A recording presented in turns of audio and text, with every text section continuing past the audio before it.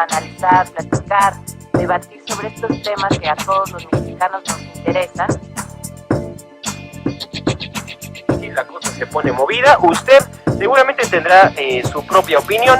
Le invitamos a que la comparta con nosotros.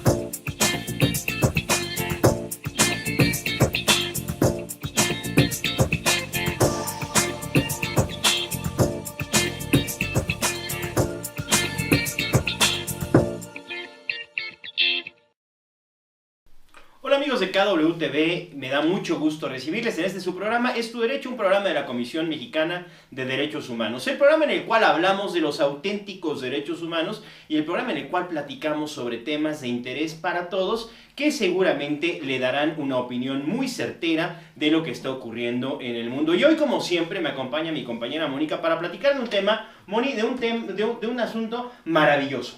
Vamos a hablar de los falsos derechos humanos. ¿Cómo estás? Pues muy bien, y también pues me causa extrañeza, ¿no? Cuando hablamos de falsos derechos humanos, ¿usted cree que existan los falsos derechos humanos? Pues eso lo vamos a ver el día de hoy, y para eso tenemos un invitado de lujo. Tenemos aquí en el estudio a Rigoberto Ortiz, conózcalo. Rigoberto Gerardo Ortiz Treviño es licenciado en Derecho por la Universidad Panamericana y doctor en Historia del Derecho por la Universidad de Navarra. Es especialista en Derecho Internacional de Derechos Humanos. Dentro de la administración pública, ha sido director general y de área del Centro Nacional de Derechos Humanos de la Comisión Nacional de los Derechos Humanos. Investigador titular en Derechos Humanos nivel B del Centro Nacional de Derechos Humanos. Asesor del presidente del Consejo Estatal de los Derechos Humanos de Chiapas.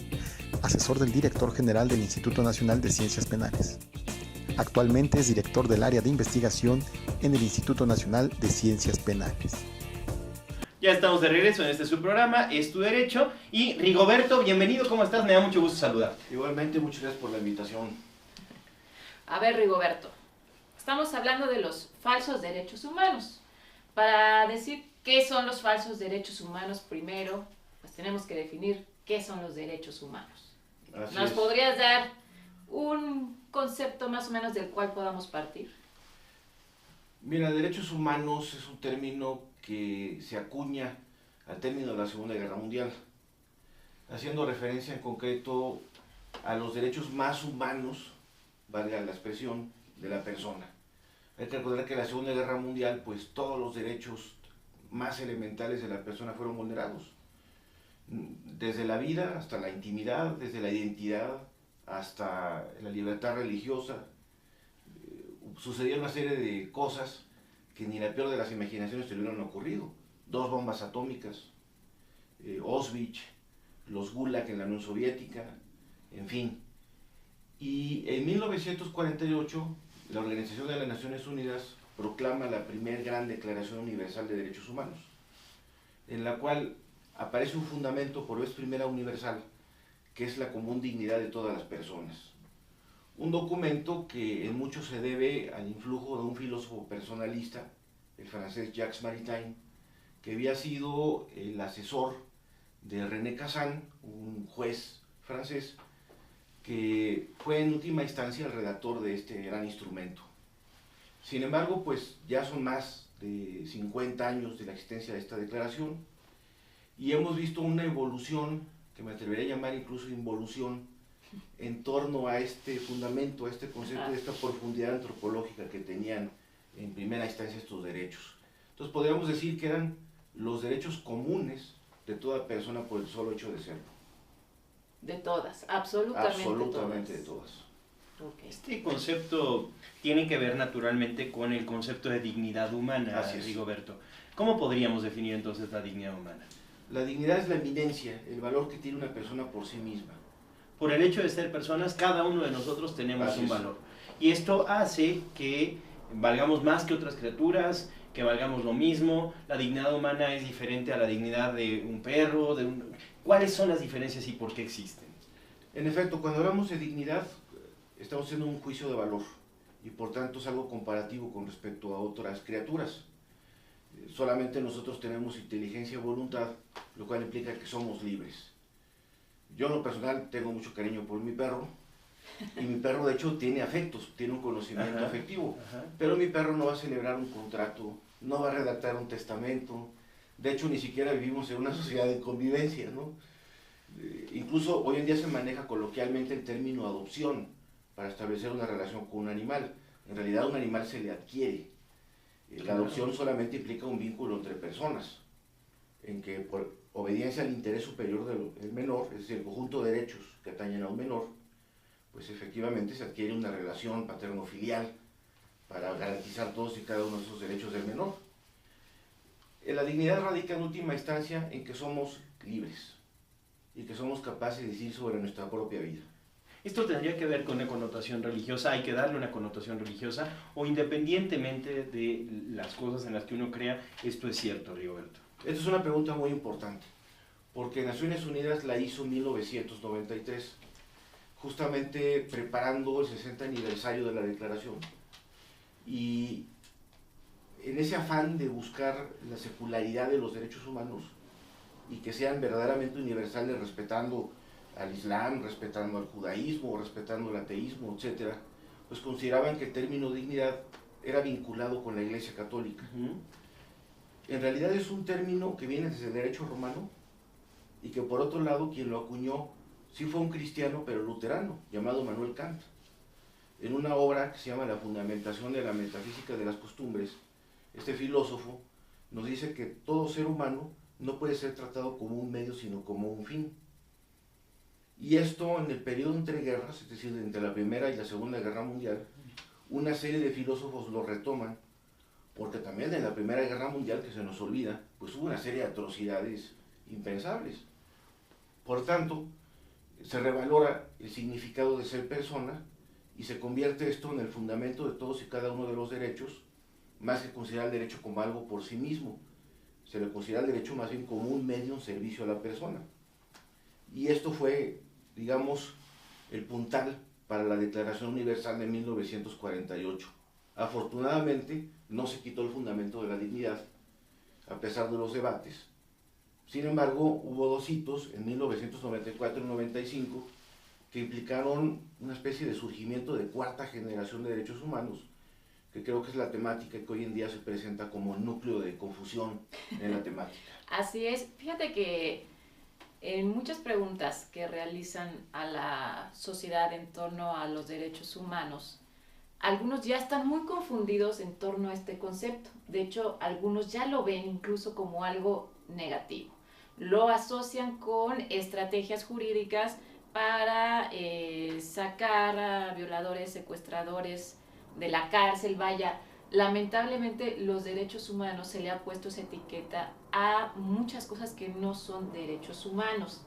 ¿Qué fue lo que pasó de 1948 cuando se dio esta declaración, cuando la humanidad dijo qué hemos hecho y trataron de hacer pues este tratado universal para todos, para partir de un principio básico? Y ahora 2016, ¿qué ha pasado del 48 al 16? Que ya estamos tan confundidos con el término de derechos humanos. En 1994 hubo una conferencia de Naciones Unidas sobre población y desarrollo, que tuvo su sede en El Cairo, en Egipto. Y ahí se retomó ese planteamiento de Malthus, que él consideraba que la población estaba creciendo matemáticamente de manera aritmética, mientras que los alimentos estaban decreciendo. Y al final, digamos que la fórmula sería que la población crece geométricamente y los alimentos, pues en realidad nada más van sumando poco a poquito. De tal suerte que pues habría un mundo sobrepoblado en el cual faltarían los satisfactores económicos suficientes. Y en realidad, en la vida real, para la redundancia, el planeta está subpoblado. Claro. Viajen en la carretera de aquí a Saltillo, claro, ¿no? Y van a ver que México está subpoblado, ¿no? Rigoberto, platiquemos esto al regreso de un corte. Ya volvemos. Esto es Tu Derecho, un programa de la Comisión Mexicana de Derechos Humanos. Nosotros pues ya nos vamos a un corte, pero pues usted coméntenos qué opina.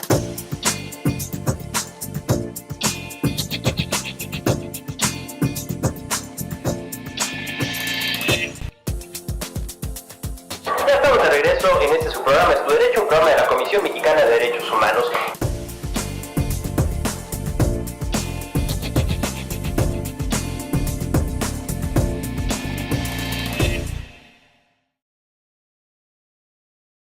Ya estamos de regreso, estamos hablando sobre los falsos derechos humanos que por lo pronto dicen que sí hay unos auténticos derechos humanos. Estamos hablando con Rigoberto Ortiz, quien nos está platicando la evolución histórica de los derechos humanos, cómo estos se van tejiendo después de la Segunda Guerra Mundial, alrededor de 1948, con la Declaración Universal de los Derechos Humanos.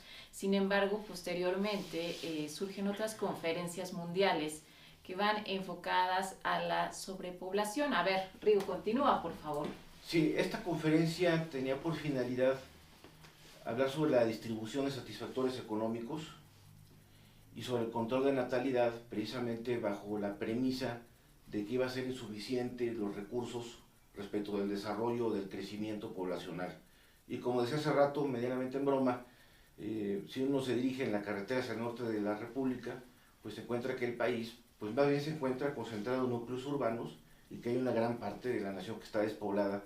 Y este es un esquema universal, es decir, se parte de un argumento falaz.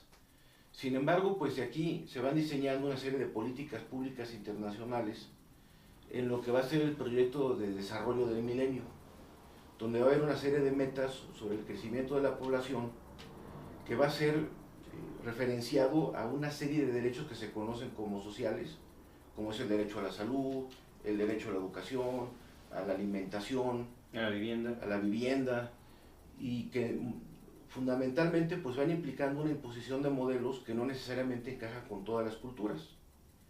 De la mano de esto, en 1995, y este es el hito más importante, se da una conferencia de los derechos de la mujer en Beijing, que transforma radicalmente el feminismo, con el cual en lo personal me adhiero, que había estado en boga, sobre todo en los años 70. De hecho, aquí en México, en 1975, se da una conferencia de gran trascendencia sobre los derechos de la mujer, que implicaban la igualdad de oportunidades de trabajo, salario igual, trabajo igual, salario igual, jornadas de trabajo, defensa de derechos de la maternidad, licencias de maternidad, licencias posparto, en fin, había un sentido muy positivo de integración a la mujer en la vida cívica y en la vida laboral, y repentinamente en 1995 pues se habla de una serie de derechos que los últimos beneficiados somos los varones y las mujeres.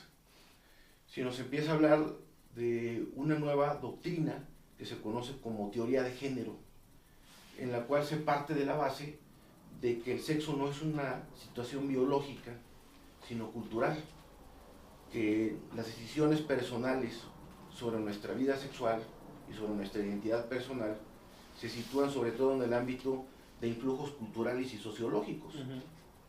Son construcciones sociales. Exactamente. Ahora, esto es muy importante. La conferencia de Beijing no sentó ningún instrumento de derecho internacional obligatorio, sino se quedó nada más en el ámbito de lo declarativo.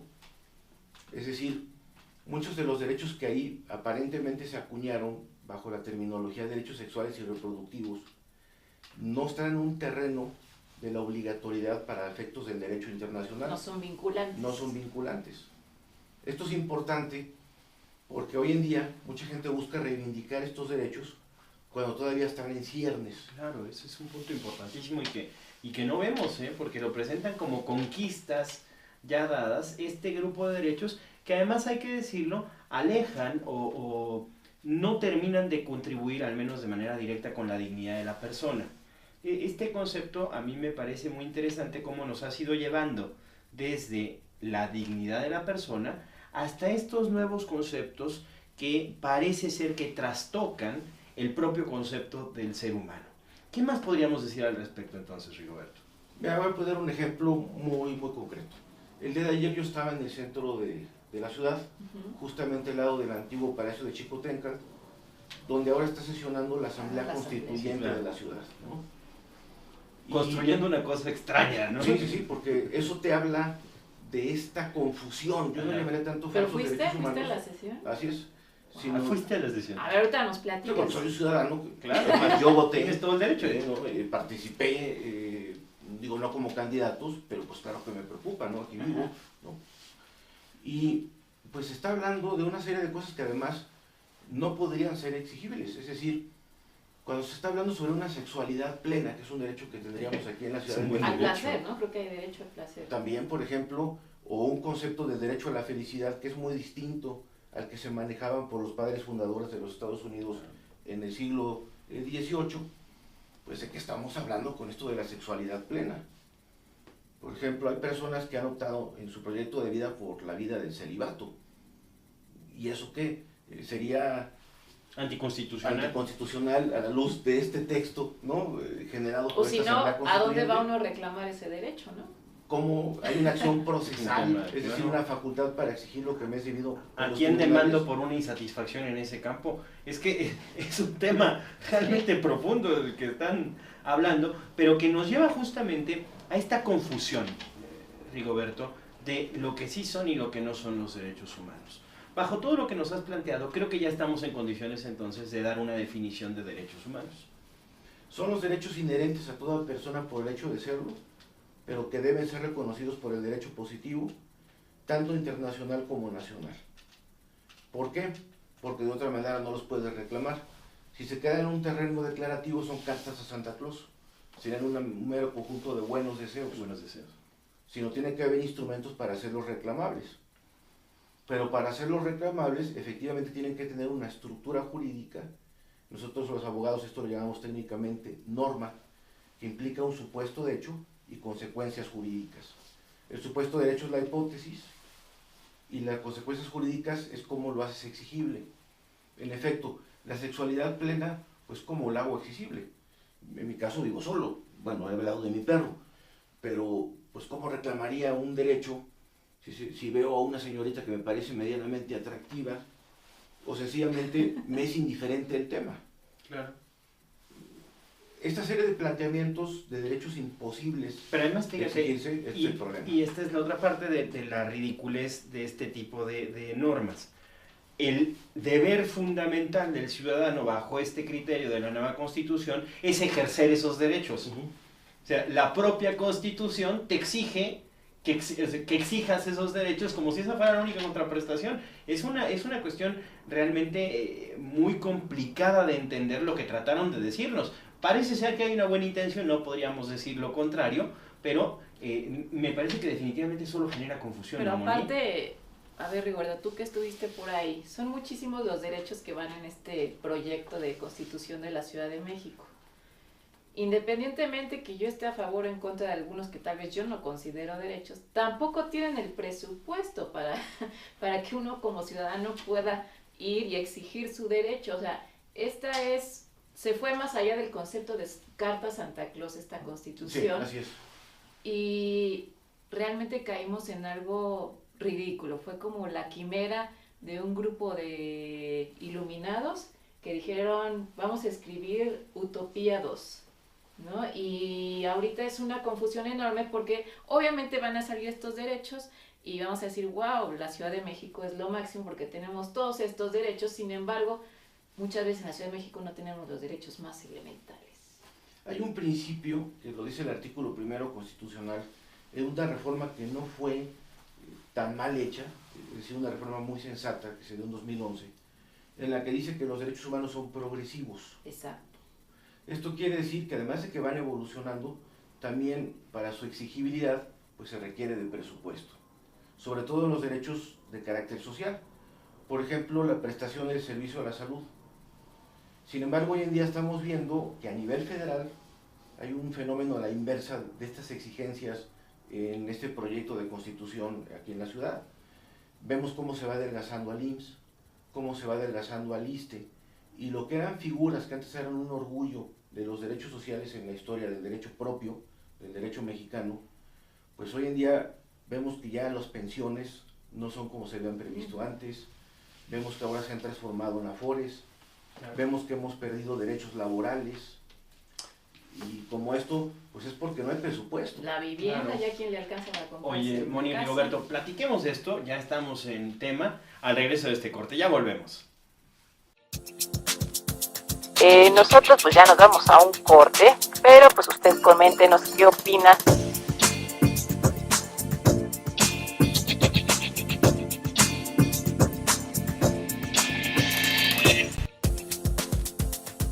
Ya estamos Rigoberto en este su programa Es tu Derecho, un programa de la Comisión Mexicana de Derechos Humanos.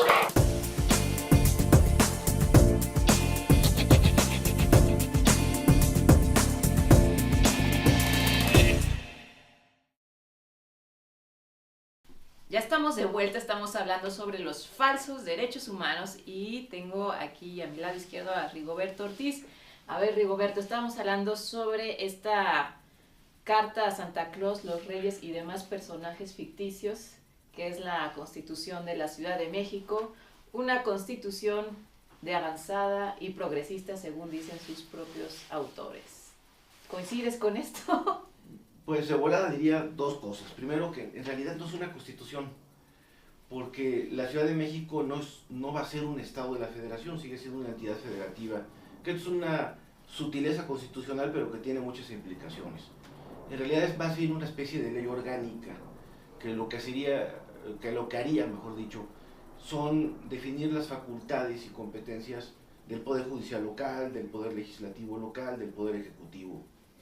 Sin embargo, pues se ha hecho mucha alaraca sobre una serie de derechos enunciados dentro de este texto, que en efecto al final resultarán inaplicables.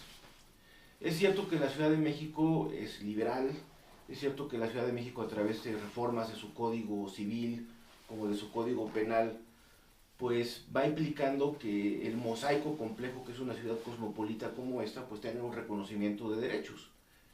Creo que esta Constitución responde a un programa más populista que realista y que definitivamente está tergiversando la naturaleza de los derechos fundamentales de la persona que ya están en la Constitución Federal. Claro.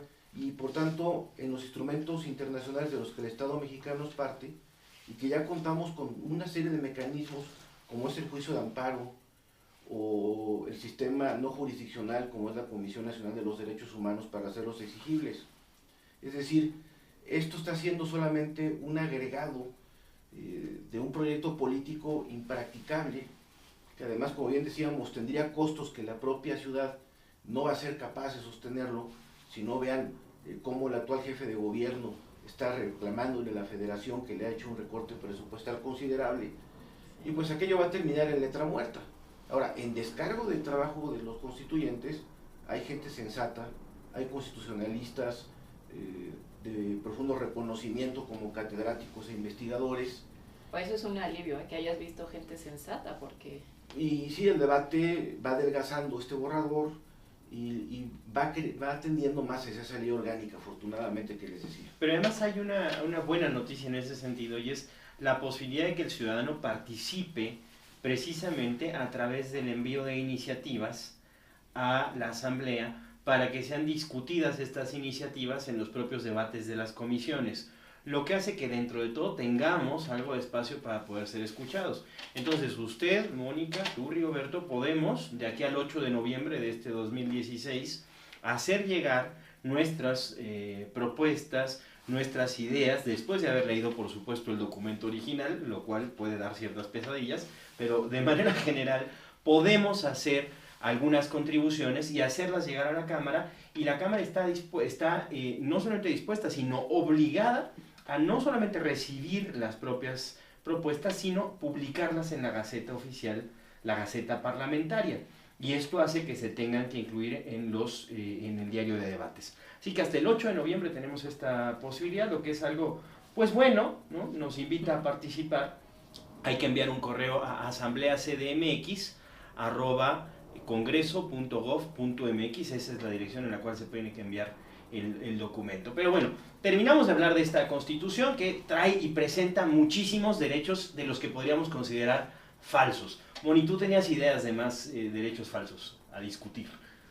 Bueno, más bien es que se ha abusado, no sé tu opinión cuál sea, Rigoberto, de la figura de derechos humanos. La situación de la inseguridad en nuestro país es escandaloso. La cantidad, sobre todo un delito al que somos muy sensibles, que es el del secuestro. Tenemos índices altísimos de secuestro, y a esto le sumamos que tenemos una policía no muy bien capacitada, agentes del Ministerio Público pues con algunas deficiencias. Y aquí se junta pues lo malo con lo peor, ¿no? Tenemos muchísimas quejas de personas que están esperando juicio por secuestro, y algo que se ha hecho una estrategia jurídica, por decirlo de alguna forma, es que ellos pues argumentan que se han violado sus derechos humanos, y a veces lamentablemente la autoridad no hace de una manera muy pulcra su trabajo, y a veces el juez pues se ve obligado a decirle, ¿sabe qué? Usted está libre, aquí encontramos esto, aquello y lo otro. Sin embargo, ya en el sentido popular se ha visto muy ligada la palabra derechos humanos con secuestro, haciendo que este concepto tan noble como son los derechos humanos, pues ahora pues ya dirían, ¿para qué queremos derechos humanos si van a estar soltando secuestradores? No sé si a nuestro auditorio le podrías informar un poquito que sí, efectivamente, estas personas tienen derechos humanos, pero tienen que someterse a un juicio. Y este juicio, pues, ahí es cuando a veces falla un poquito la justicia y no sabemos ya muy bien si es justicia o son nada más ciertas faltas a las formalidades. La realidad es que sí, esto es un tema que tiene mucha tela de donde cortar, porque además nos encontramos en una transición en la justicia penal. Estamos en plena implementación de un sistema que se conoce como acusatorio, que mediáticamente se había vendido como los juicios orales. En realidad este es apenas un ingrediente de un pastel, de una receta muy compleja. Y esto pertenece a una corriente de derecho penal y constitucional que se llama garantismo, es decir, la valoración de todos y cada uno de los derechos de el indiciado, es decir, aquel presunto culpable, antiguamente esto en el otro sistema, y hoy en día presunto inocente. Entonces digamos que hemos ganado derechos en la administración de justicia, en concreto en la administración de la justicia penal, pero ha habido dos problemas. Uno que es por parte de interpretación de los jueces y otro por parte de aplicación de las propias autoridades, tanto de persecución como prevención del delito, es decir, las policías, junto con los ministerios públicos. A esto le llaman algunos colegas un auténtico cambio de paradigma, un cambio de modelo, una palabra muy rebuscada. Y vaya que sí que lo es. Entonces también agregan a esto que ha habido un problema de percepción también de carácter mediático. Es decir, los derechos humanos son solamente para el delincuente, o los derechos humanos son también para las víctimas, que es el ingrediente que también supuestamente el sistema acusatorio reincorpora y reconoce sus derechos, pero con el que más tenemos deudas.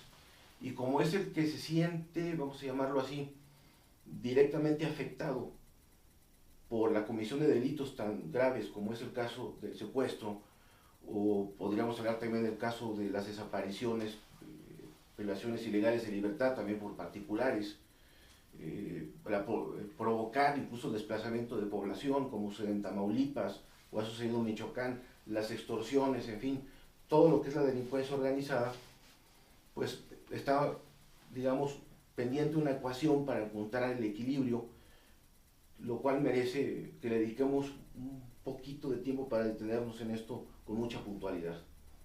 Oye, Rigoberto, a mí la pregunta que me surge como ciudadano en estos casos es si este tema de los derechos humanos, particularmente en los delincuentes, existen a plenitud, o si en algún momento estos pueden ser suspendidos o limitados por el Estado.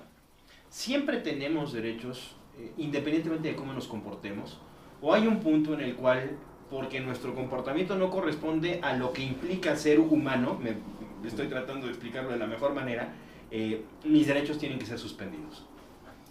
Rápidamente diría que este dilema se había planteado incluso antes de la implementación del nuevo sistema, cuando Jorge Madrazo era presidente de la Comisión Nacional de los Derechos Humanos. Si quieren, lo puntualizamos. En el siguiente. Gracias por llevarnos a corte. Ya volvemos. Esto es Tu Derecho. Nosotros pues ya nos vamos a un corte, pero pues usted coméntenos qué opina.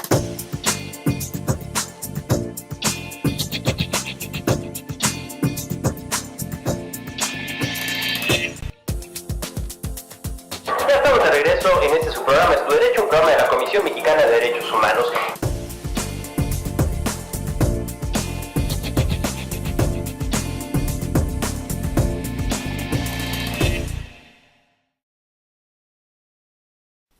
Ya estamos de regreso y nos quedamos con una pregunta que seguramente a usted le preocupa y que se habrá planteado. Si las personas delinquen, ¿por qué tienen los mismos derechos que yo? Y justo eso es lo que nos vas a explicar ahora, Rigoberto.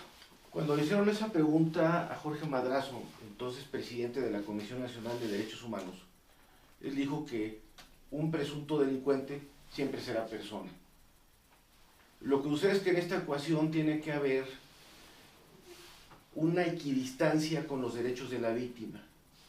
Cuando se hizo la reforma de mucha trascendencia en junio de 2008 de nuestro sistema de justicia penal, que hoy en día se ha traducido en un nuevo Código Nacional de Procedimientos Penales, en una nueva ley sobre mecanismos alternativos de solución de conflictos, una nueva ley también sobre ejecución de sanciones, en fin, la gran, digamos, tarea pendiente era atender a los derechos de la víctima u ofendido de la comisión de estos delitos. Y es que ha cambiado lo que se conoce como política criminal, es decir, cómo vamos a atender esto a la luz del derecho penal, pero también desde asumir medidas de prevención como de reparación del famoso tejido social. Dicho esto, pues el sexenio pasado vivimos lo que se conocía como el derecho penal del enemigo, en el que aparentemente al delincuente, a aquel que actúa antisocialmente, pues se le deben de menoscabar sus derechos y de alguna manera como que la justicia se convierte en venganza. Hay que recordar que había mucho ese discurso, mucha exhibición incluso de los presuntos delincuentes. De las detenciones. Las detenciones, se le veía con la pistola de muy oro, hollywoodense. muy hollywoodense. Aparentemente por motivos de propaganda se le baja el perfil a este tipo de imágenes en los noticieros. Sin embargo, esto obedece a otra política, es decir, no es tanto una cuestión de propaganda, sino es una cuestión incluso hasta la de la defensa de la presunta inocencia, en vez de la presunta culpabilidad. Recordemos que hubo hasta un documental por ahí que era presunto culpable, porque mucha gente ya había recibido un juicio mediático y resulta que pues, o eran chivos expiatorios o nada más pasaban por ahí, o este tipo de cosas, ¿no? El gran pendiente, sin embargo, no son ya los derechos de lo que se conoce técnicamente como el indiciado, el presunto inocente, que el Estado ahora deberá demostrar su culpabilidad, y no el que se defiende tendrá que demostrar que es inocente. Han cambiado las cosas. Y esto me preocupa particularmente, son los derechos de las víctimas. En efecto, en la reforma de 2008 se reconocen una serie de derechos de las víctimas y ya son parte de un proceso penal, donde tienen un asesor jurídico que las acompaña para defender sus derechos. Pero resulta que México, luego de una sentencia que nos emite la Corte Interamericana de Derechos Humanos en 2009, lo que se conoce como caso Rosendo Radilla versus Estado mexicano, hemos incorporado el concepto de justicia restaurativa. ¿Esto qué quiere decir? Que no basta que la víctima sienta satisfecha su situación con un pago de daños y perjuicios, es decir, esto no se arregla nada más con pesos y centavos, sino también con la recuperación de la honorabilidad, del buen nombre, la reconciliación, una serie de elementos que han venido evolucionando desde los años 70 y que el sistema interamericano pues ha vinculado al Estado mexicano para atenderlo. Lo que quiero decir es que los medios pues sí han enfatizado la nota roja, ver cómo el Chapo Guzmán pues está reclamando sus condiciones de interno ahí en Ciudad Juárez. Lo quieren volver loco, ¿no? dice. Y que no duerme, que le faltan las suficientes visitas, ¿no? Y la gente dice, oye, bueno, ¿y qué pasa con las víctimas, no? En el país estamos hablando de una cantidad tremenda de desapariciones, tanto forzadas, es decir, con la intervención de autoridades, como por particulares. Lo que está sucediendo en Michoacán no se ha resuelto. Claro. Tenemos una crisis humanitaria en Tijuana, donde hay más de 50,000 personas, ¿Con los haitianos? cubanos, porque sí, podrán atribuirle a Trump todas las barbaridades del mundo que solamente son de bla, bla, bla, pero en los hechos, Obama ha sido el presidente que ha deportado más mexicanos, creando una tragedia humanitaria. La que fuera su secretaria de Estado, y próximamente, si todo indica que así seguirá, será la presidenta de Estados Unidos, provocó una crisis humanitaria en Siria, otra crisis humanitaria en Haití. También hay una cantidad muy importante de haitianos en Tijuana. Qué importante es quitarle el protector de pantalla a todos los datos que mencionas, porque realmente creo que pocos estamos conscientes de los daños que han hecho estas personas. Y ahí hay un muro, que no es el muro de Trump, es un muro de la vida real, De acuerdo. donde tenemos a esta gente en un limbo. Entonces las víctimas se encuentran en un ámbito jurídico muy nebuloso, porque existe una ley general de víctimas, pero también resulta que requiere de mucho presupuesto para echarla a andar, que resulta que pues hay un consejo ciudadano ejecutivo de atención a víctimas, pero que le falta más dentadura, que le falta más estructura para realmente satisfacer estas necesidades, ni qué decir del acompañamiento de los derechos de las personas en condición de migración, ni qué decir a su vez de la trata, que después del narcotráfico, en materia de delincuencia organizada, es el delito que más nos debería de preocupar. Entonces, como pueden ver, es una maraña muy complicada, porque hay un montón de derechos humanos que no son tan espectaculares como pintar los taxis de color de rosa aquí en la ciudad, Estoy de acuerdo. o confinar 2 vagones para proteger a las mujeres de los varones que no se saben gobernar, ¿no? Y como esto requiere de un costo, y en cambio también hay un beneficio por parte de la corrupción de quienes pueden traficar con estas personas, hay una serie de desatenciones gravísimas en una crisis humanitaria que no se ha enfocado adecuadamente. Y Rigoberto, yo quiero hacerte una pregunta muy concreta en este tema y quizá puedas ilustrarnos un poco, porque aunque en lo general y digámoslo, en la base ya nos has ilustrado muy bien, aterrizarlo a la parte real es un poco difícil. ¿Podríamos hacer un listado de algunos derechos falsos y algunos derechos auténticos para que nuestro auditorio pueda entender mejor la diferencia? Bueno, creo que hay una cosa muy importante. Definitivamente, ninguna persona puede ser excluida ni a ninguna persona se le pueden restringir sus derechos humanos. Parto de esta premisa que está dentro del Pacto de San José de Costa Rica, que es el instrumento vinculante internacional al que más atiende la Suprema Corte de Justicia de la Nación, porque además de que desde 1999 reconocimos la competencia jurisdiccional de la Corte Interamericana de Derechos Humanos, desde el año 2011, al reconocer todos los tratados internacionales constitucionalmente, pues son derecho propio, y es ineludible ello.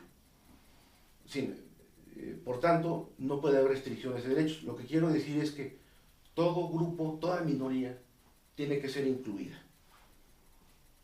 Por tanto, que quede muy claro, reprobamos todo tipo de discriminación.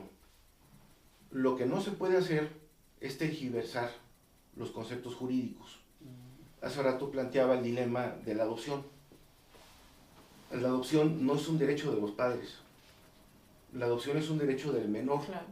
que requiere ver satisfechos todos y cada uno de ese conjunto de derechos que se llaman, en globo, interés superior del menor. Y esto no es una ocurrencia, esto está en la Convención de los Derechos del Niño de Naciones Unidas. Fíjate qué importante esto que nos está haciendo, porque a veces por crear y la novedad y sacar la nota de que hay nuevos derechos humanos, no estamos atendiendo los más importantes que acabas de mencionar. O sea, simplemente el clima de inseguridad que hay en este país, ¿cuántos derechos humanos no se están violando? Algo muy básico, cuando usted tiene alguna enfermedad, requiere alguna operación de urgencia y a veces no es suficiente, no se da abasto la seguridad social para atendernos, el medio ambiente en esta ciudad donde usted nos esté viendo, ríos contaminados, y nos estamos enfocando en cosas que no tienen tal importancia y estamos dejando de atender lo más básico y elemental que necesitamos nosotros como ciudadanos mexicanos, pero nosotros vamos a seguir platicando sobre este tema de los falsos derechos humanos después de un corte. Nosotros pues ya nos vamos a un corte, pero pues usted coméntenos qué opina.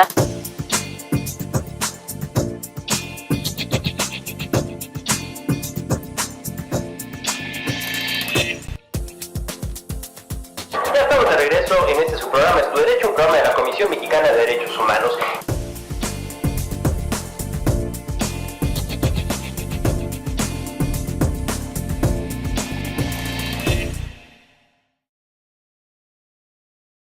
Ya regresamos, estamos platicando sobre los falsos derechos humanos, sobre un tema que seguramente a usted le hará mucho ruido, pero que desafortunadamente también empieza a llegar a su fin, y hoy Rigoberto, nuestro experto, pues tiene todavía muchas cosas que decirnos al respecto.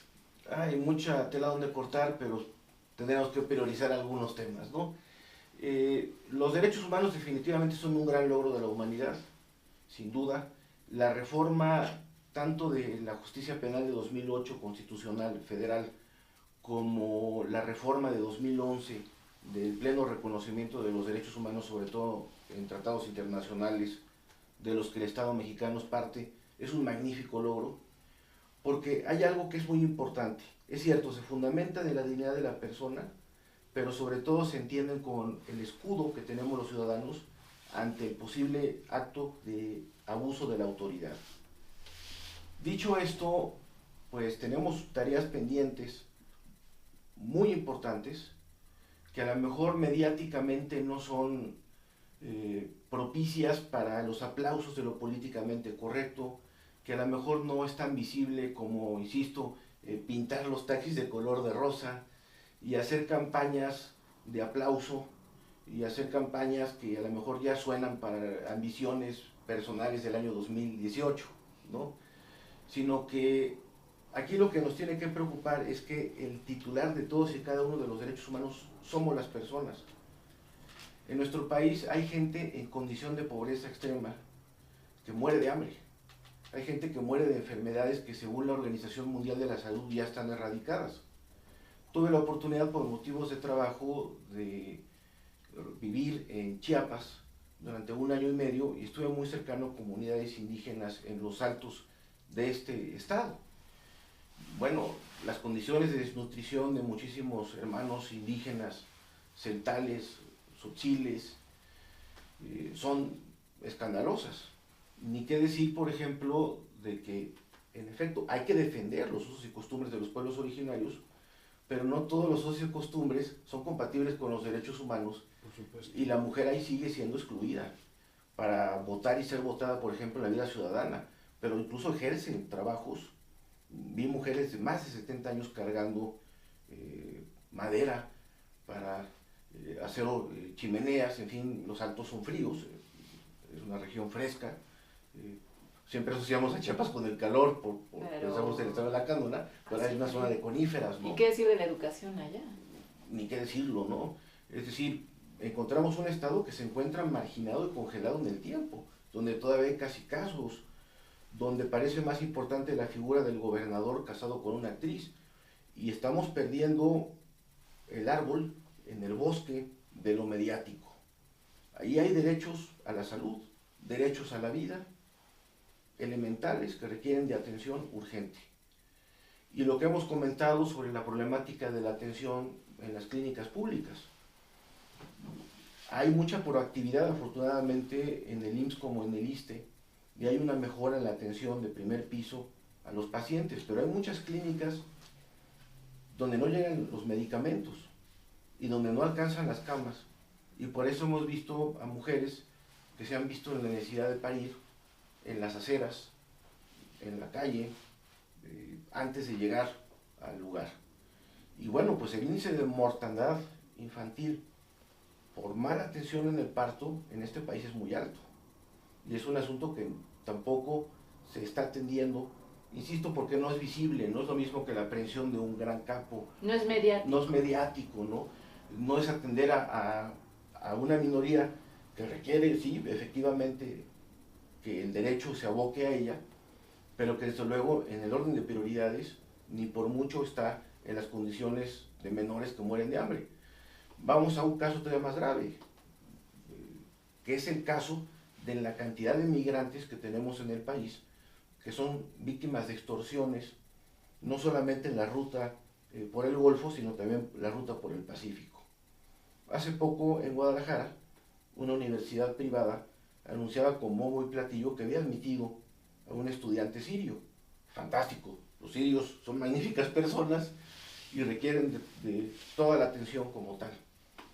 Pero todos los días, al lado de esa universidad, pasa una vía del tren donde encontramos personas de origen hondureño, salvadoreño, guatemalteco, nicaragüense, y son despreciados. Son delincuentes, son malvivientes, nos van a pedir dinero, y han pedido incluso que se quiten albergues. Aquí se quitó uno por lechería. Y lo único que son personas que por las condiciones gravísimas de su país han tenido que abandonarlo, y no hay nada peor que ser expatriado por esa situación en la búsqueda de un mejor futuro en Estados Unidos. Entonces nosotros reclamamos: Estados Unidos nos maltrata, Donald Trump es un monstruo, pero no nos damos cuenta que el buen juez por su casa empieza, y que no hemos comenzado con la atención de centroamericanos, hoy en día haitianos, cubanos, porque no se resolvió absolutamente nada cuando Obama fue a sacarse una fotografía, y la tragedia humanitaria en Cuba sigue. Y al contrario, incrementó, cada vez son más los cubanos que quieren ingresar a Estados Unidos y se quedan atorados por ahí. Y agregarle esto el problema de Venezuela. Lo de Venezuela es una tragedia humanitaria con un gobierno populista que ha ocasionado que incluso conseguir un litro de leche sea causa de crímenes que no nos podemos imaginar. Y nosotros preocupados por pintar los taxis de rosa. Exactamente. Creo que nos ha quedado muy claro con todas estas reflexiones que nos has compartido, Rigoberto, cuál es la diferencia entre los derechos humanos auténticos y los otros.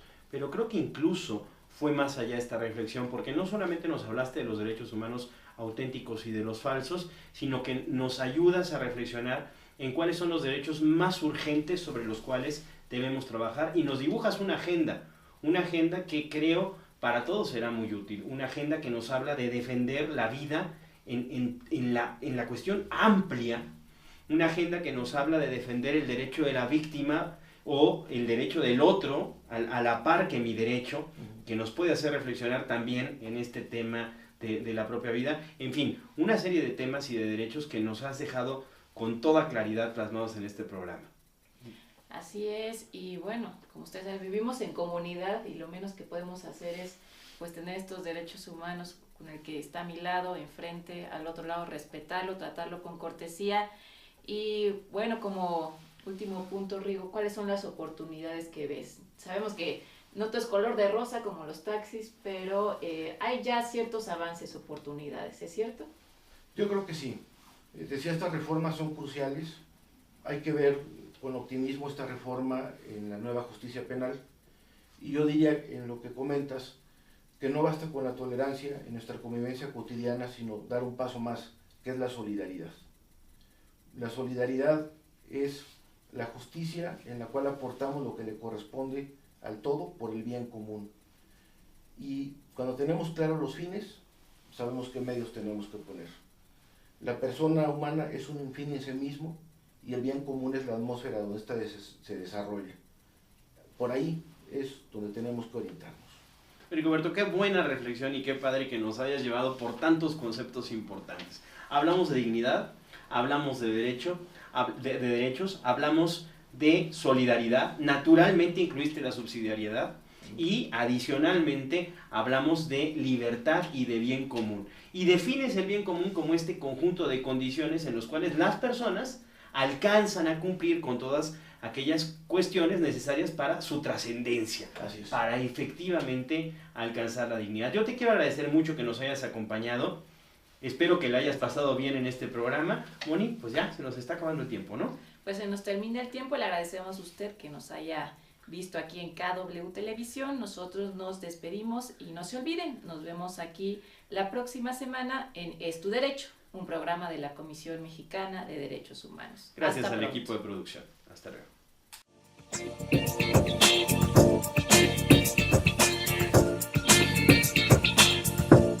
objetivo de este programa, crear conciencia en cada uno de nosotros de todo el bien que podemos hacer por nuestro país. Nosotros ya nos tenemos que ir, Héctor. Se nos acabó el tiempo. Se nos acabó el tiempo.